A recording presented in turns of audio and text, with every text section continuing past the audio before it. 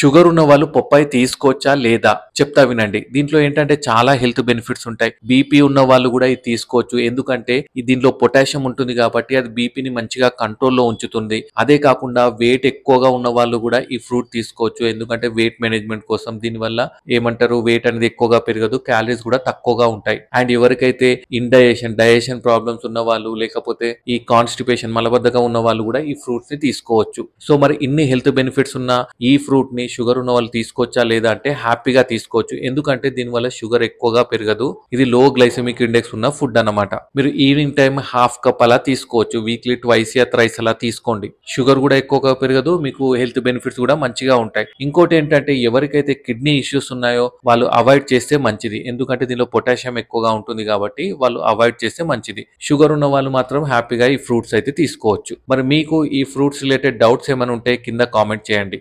Thank you.